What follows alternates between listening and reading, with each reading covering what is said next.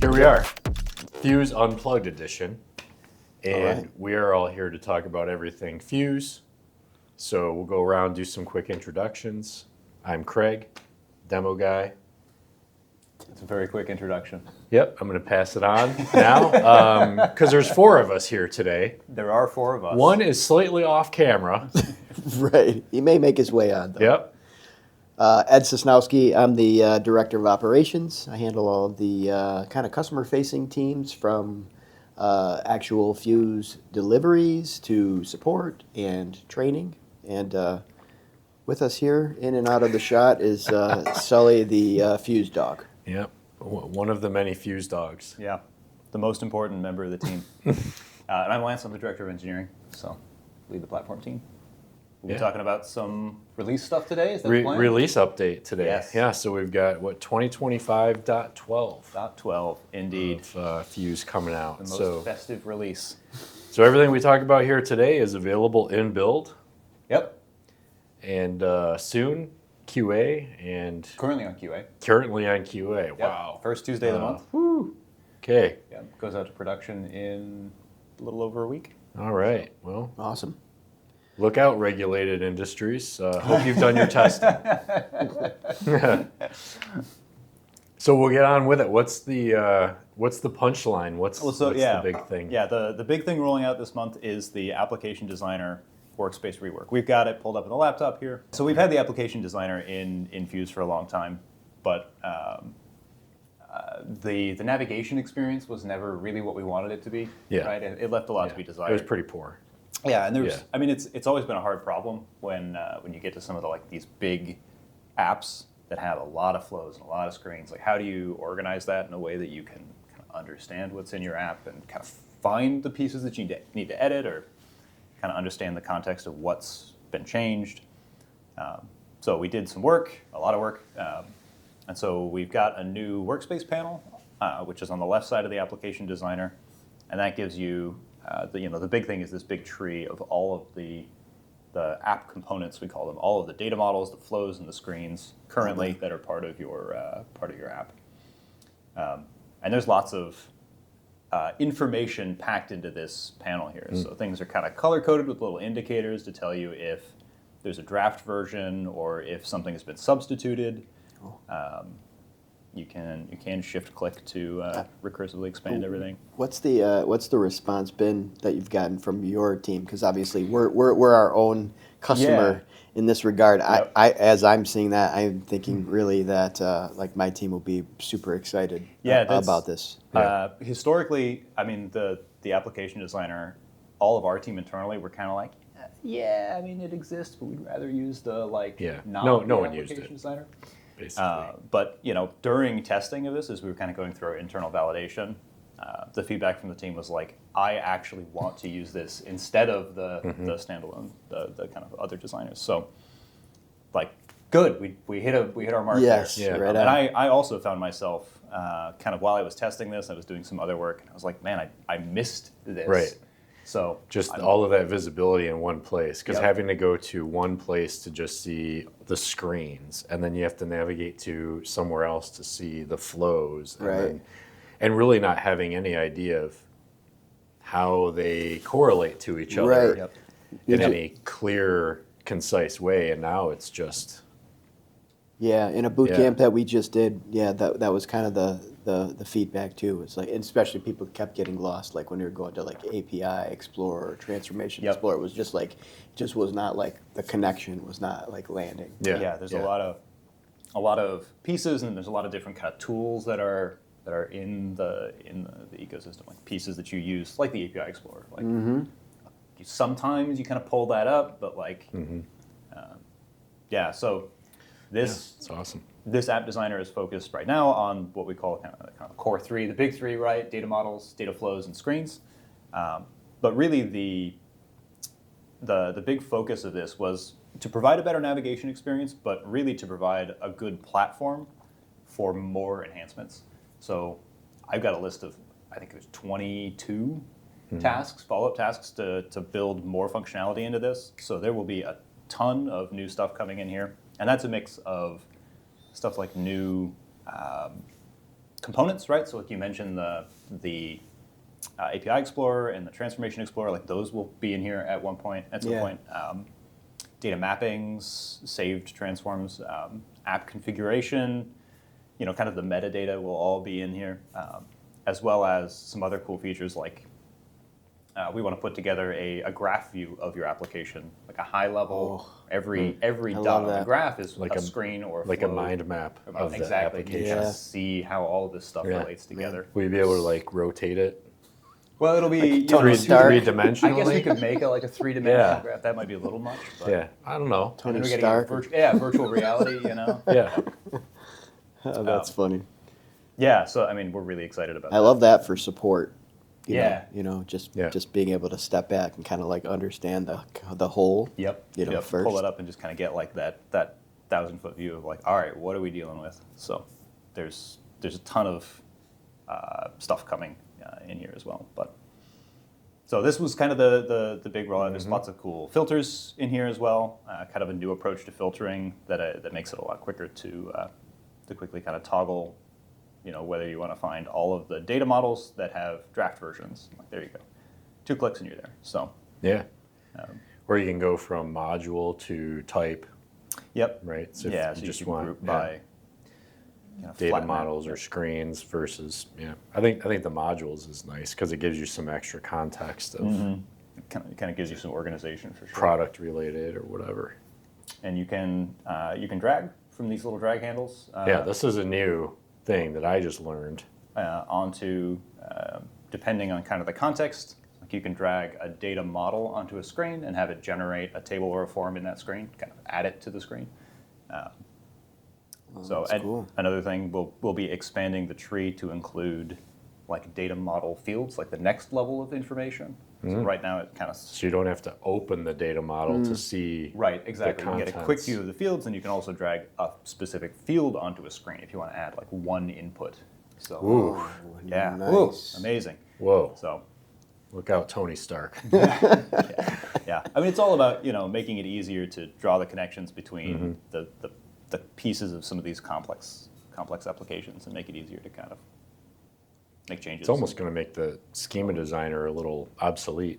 Yeah, if you add all that in there. There is a part of my follow-up tasks is definitely a significant round of changes to the schema designer and kind of how it works, because it is kind of an odd duck in terms of its interaction with this designer compared to the other ones. So there will be some changes coming there for sure. And the other one you showed me was you could drag a screen onto another screen and it would just create a link, a button on the target screen that navigates to the one you dragged on there. So if you need to make really cool. a quick mobile menu, I want these on the home page, you just drag them out there and it creates a button for them. Yep. You can do the same. If you drag a flow onto a screen, it'll just make a button that runs the flow. Oh, nice. So it has to be deployed. But yeah, So I mean, that's where like- there's like a logical business flow too, that's really helpful to be able to do that.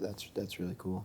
I was just going to say, selfishly, I think for the people who are listening and trying to get more people to go to the community.fuuz.com, there's a place there where you can ask questions, but also if you wanted to use the ticketing system, if you have a suggestion based on the things that you see here, when you get a chance to dig into what Lance is showing in build or QA at the moment, you can submit ideas there as well. So you can either raise a ticket, or if you just wanted to add a chat in the community, that'd be a great place. So community.fuuz.com or even support.fuuz.com, Product both of enhancement those will. requests. Exactly. So I'm suggestions. sure anything that we're open to feedback for sure on and any ideas to improve what's already here and obviously super cool. yeah, absolutely. Love the color coding too. At least adds a little character. Yeah, and trying to add some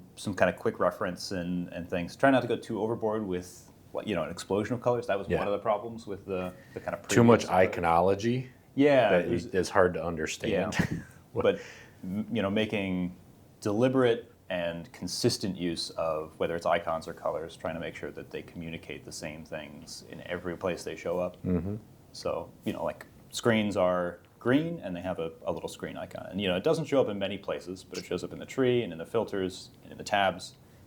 And like that's enough, you know, like it gives you that context of like, okay, that's what we're dealing with. So I noticed something says legend down there too. What's so that there's all a little about? legend that gives you a little reference of what those kind of colored dots mean, because there's a couple of them. You know, white, orange, purple. We'll probably add more as we find things that we want to be able to communicate on here. Yeah. So it's nice to be able to see that for reference. This whole workspace panel as well, once you've got the thing open, you can just pop this out of the way, and then you can just work on the screen. If you hover over that, it'll come back, so you can always come back to that context or pin it again if you want it persistent. So spent a lot of time working on that interaction as well, making sure that feels pretty good, so that it's there when you need it and not when you don't. Right. That's nice. Spent a lot of time working on the tab bar across the top as well. That's another thing that's new, so that if you have a bunch of screens open, you can kind of find what you're looking for, and that tab bar kind of scrolls horizontally and all that kind of fun stuff. Instead of having a million browser tabs open. Right. We get tabs within tabs now. Tabs and tabs and tabs. Oh boy. Yeah. Look A out. mesh of tabs. Yes. The benefit of having it all in one FUUZ window is that we can draw correlations between those tabs in a way that you kind of can't when they're in a browser level. So like. Plus, I would imagine just system resources. Each tab is probably a little more than the tabs in our tab. We can do some things to kind of make more efficient use of the browser resources for sure. That's good. So, let you do things like drag between tabs, Well, yeah. Wow. Wild. So, yeah. I've seen a lot of new stuff here on this screen, actually, but not sure what all we want to show. The tabs are definitely cool. So you can just click from a screen to a data model or data models and flow very quickly, kind of keeping context between. Switch back and forth. Nice. Close them out. Put that out of the way. Yep. And then there's a little quick reference here for everything you have open, and then all of this is kind of your recently updated. So maybe things you don't have open anymore, but things that you changed. So. Oh, that's cool. It's a nice, handy little. Good. So yeah, I mean it's a good step forward. So this is almost like the debut of the application designer in general, because it's been here since 2024, but no one's really ever utilized it to any great extent. They've always gone to the individual designers. We had a long time to, we'll say, gather feedback. Well, it's a good thing you had like one user out there that was, at least they had you. Vocal about how bad it was, so that we could make these improvements. Yep. It's nice. So like if you're new and you're just starting out with FUUZ, you don't have to understand the building blocks. You just have to know how to get to the application designer, and it's a little more streamlined and intuitive to building an app, right? Yep. Right, today you'd have to know, I want to build a screen, so I need to go to which it's intuitive, but you don't know that we call it a screen. Right. Sure. Yeah. But what if it's a UI or a dashboard, or like every system has like a different naming convention for things. Yep. Ignition, it's the vision module. Yep. So if you're coming from Ignition to FUUZ, now you're looking for the application designer, and that's essentially where you're going to go write all your scripts, build all your flows, do all your screens. Everything's there. And this will also be One-stop a shop. good foundation for some screen generation capabilities, some data model stuff, but this will also be a good foundation for us to kind of take that to the next level and be able to kind of template out or guide people through the creation of types of apps. Like I want to build a simple app that pulls data from a shop floor device and shows it on a dashboard. Like, all right, like we can template out a couple pieces of that and walk you through the process in one UI, right? Yep. So it's a lot of like a wizard almost. Yep. Yeah, that's really cool. Or a joyride. Joyride, we have a package called Joyride that's part of that. Yeah. So. Oh, that's awesome. Yeah. So, lots more nice. changes will be coming to this. And it over no the next longer forces you 6 into full screen That's mode. also true. Yes. So you don't lose navigation That was also a little annoying feature for maybe somebody that was using this before. Mm-hmm. Yeah, so that's the biggest sort of UI change coming out in December. There's a few other things that I think are probably worth mentioning. One is we have a publicly available Docker image for our device gateway now, which is kind of funny because we run it in Docker in our internal development, and we have for years. So like, it's not that it was a huge amount of work. We just had a few tweaks to make sure it was ready for kind of just throwing out into the public. But now it's out there. We host that on AWS ECR. So excited to have that available. And of course, a little preview. Soon we'll have Docker images for the entire platform. Yeah, full stack. So that will be very exciting. Yes. Yeah. That's getting very close. I just bought myself a new computer, so I'm getting ready for it. You're ready. Yep. So I'm all loaded up. 128 gigs of RAM, 4 terabyte hard drive. Wow. I'm ready. Guy. No kidding. I'm ready for FUUZ. I'm going to make some apps. Yeah. Could run quite. Actually, I might not be making some apps. I might have some AI making some apps if all things align works out. All right. in my all right. model I training. hear you. Yep. Yeah. Very cool. I like Or where your not. head's We'll at. see. We'll see. It may be very cool. It may be a giant disaster. But yeah, so that's cool. Awesome new features using this already. We didn't really talk much about just the new kind of navigation scheme in general. That's true, if we want yeah. to just touch on that, because this is really once you're in the application designer, but everybody gets to experience the new, what do we call it, role-based. Yeah, there's. It's not really new. It's just different. Yeah, we've always had a drawer in FUUZ, a left-hand kind of menu for navigation, but there were some issues with it. It always had two modes, which was either a fully expanded mode where you could see sort of like the menu item names, or a somewhat collapsed mode where it would be like a narrow width. You could only get icons. With some icons that made no that sense. nobody even knew what the icons meant. Exactly. So, Baby with a diaper on. I don't know what that is. yeah, people would just kind of pick Clearly, an icon. that's material handling for those of you Thankfully, that. the icon library we use has a ton of awesome, fun icons available. Right. But that means that sometimes you end up with Superman, interesting I'm not choices. really sure. Yeah, there's a hot dog. Yep. There's some. Yeah. So That's your vendor. That's the vendor. That's the vendor? Yeah, okay. you click on the hot dog. Yeah. Of course. When you go to the vendor. Clearly. Yep. That's the ISO standard for I'm pretty sure that's vendor. an ISA 95. I'm pretty sure. Well, just you wait until we sign a food and bev. Well, manufacturer yeah, that they're going to makes be hot dogs. They'll be. they're going to be thrilled. There's an ice cream cone. There's a hot. They got you covered. There's a Exactly. cookie. Yeah. So what we've done is update the drawer interaction so that it now has. It still has two modes. Either full width mode, that has significantly changed, but now when it's collapsed, it's completely out of the way. And when it is collapsed, if you hover over the little interaction icon, it'll pop out in sort of a hover over mode. So if we kind of show like that doesn't make anything else on the screen move, it doesn't take up any space, which means it's not disrupting the kind of flow of elements on the screen, which is great. They really annoyed me before. The accordion effect. Yeah. Exactly. It just made everything look bad. Yeah, and especially Just since smashes it. Especially if you got it on your laptop. Yeah, yeah. right. And you put a nice animation on that, so it smoothly slides in, which is great. But then that means that it's just kind of progressively squishing everything, so it's not even like too different. So anyway, this is a good step.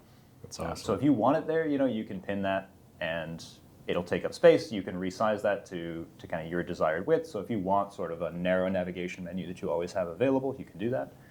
But if you don't, you can get it out of the way and then pull it open.